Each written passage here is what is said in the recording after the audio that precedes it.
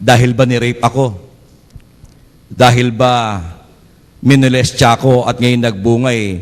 Dahil kahiya-kahiya nangyari, okay lang napatayin ko yung bata? Yung bunga nun, ng kahiya-hiyang pangyayari, yung bunga ng mapait na alaala, ay bahagi na rin ng plano ng Panginoon. Allow me to share with you itong nakalagay sa Leviticus chapter 20. Makikita po nyo, mga kapatid, ito'y mga pangyayaring naganap sa Hudyo. Leviticus chapter 20.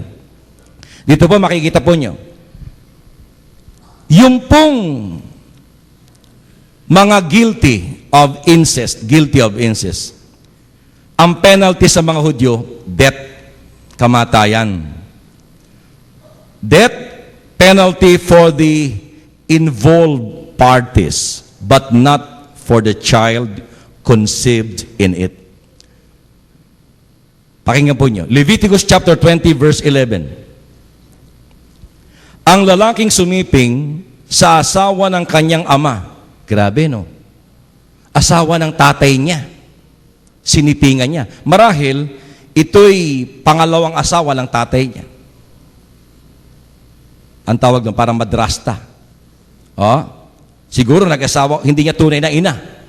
Pero parang nanay na niya na rin dahil asawa ng tatay niya. Tapos sinipingan. Karumal-dumal na po. Allow me to read. Ang lalaking sumiping sa asawa ng kanyang ama ay lumapastangan sa kanyang ama. Siya at ang babae dapat patayin. Ayun. So yung asawa ng kanyang tatay na inainahan niya, na sinipingan niya, pareho silang patay. Tuloy natin sa verse 12. Ang lalaking sumiping sa kanyang manugang ay nagkasala. Manugang. Biyanan siya. Di ba?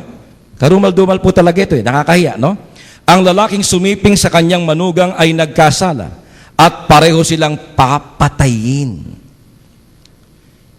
Ito yung mga sinasabi kong incest. Magkakadugo, magkakarelasyon, pero nagkakaroon ng hindi magandang relasyon, mga kapatid. Verse 17. Ang lalaking nag-asawa sa kanyang kapatid, maging ito'y kapatid sa ama o ina, ay gumawa ng kahalayan at silang dalaway palalayasin at ititiwalag sa kapamayanan. Hinalay ang kanyang sariling kapatid. Hinalay. Sariling kapatid ni rape, no? Hinalay ang kanyang sariling kapatid, kaya dapat siyang magdusa. Ayan. Ang bigat ng parusa sa mga akusado ng incest. At ang parusa ay kamatayan. But the Bible is silent tungkol doon sa bunga na maaring ibunga nun pong pangit na relasyong yon. Papatayin yung mga naging akusado, pero walang sinasabi doon sa bata. Marahil siguro, yung bata hahayaan mo nang ipanganak sapagkat sa Hudyo, mahalaga ang buhay. At kailangan nila ang maraming tao. Sapagkat nung panahon noon, mga kapatid ko, ang Hudyo ay laging ginegera. Kung tutuusin, hindi natin dinanas ang kaapihan at pagkayagit ng mga Hudyo. Grabe po, bago sila naging mayaman ngayon, bago sila naging makapangyarihan ngayon, katakot-takot na kaabahan at pagiging yagit ang kanilang dinanas na hindi dinanas ng Pilipino. Amen? Kaya mahalaga sa kanila ang buhay. Kaya tuwing may mga buhay na pipintig sa sinapupunan ng isang babae, ito'y isinasalba. Iniingat-ingatan. Kaya kung yung bata ay biktima ng incest at ng karumal-dumal na relasyon, ang parurusahan lang ng kamatayan ay yung mga involved parties. Pero yung bata, isasalba, ililigtas. Are you listening? So God is still able to make right out of what is wrong.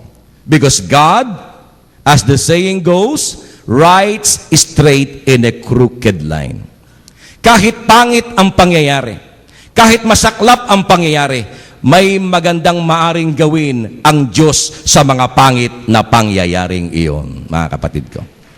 Amen? So, a woman victimized by rape or incest has no right to victimize the resultant offspring. Kung ayaw mo, dahil nahihiya ka, palakihin ang batang yan. Kung talagang ayaw mo, huwag mong patayin, huwag mong itapon, ipaampun natin. Huwag nating iwan kung saan. Dahil natin alam kung tiyak ang makakuha nito ay mabuting tao or hindi tayo tiyak kung may makakuha. Baka kainin ng aso. Tanyo yung nanay ni Moises, dahil yung mga batang lalaki pinapatay, anong ginawa ng nanay ni Moses?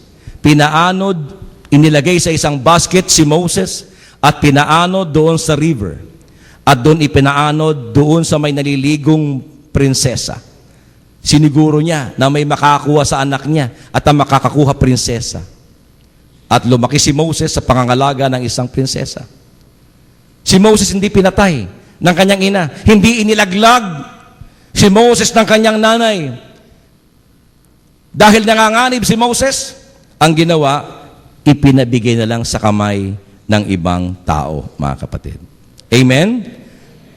Number 5, unborn infants can be filled with the Holy Spirit even from his or her mother's womb. Luke chapter 1. Tingnan po natin sa Lucas chapter 1, verse 15. Ito po ang nangyari kay John the Baptist, mga kapatid ko. Nasa tiyan pa lang ng kanyang mother, napuspos na siya ng banal na espiritu.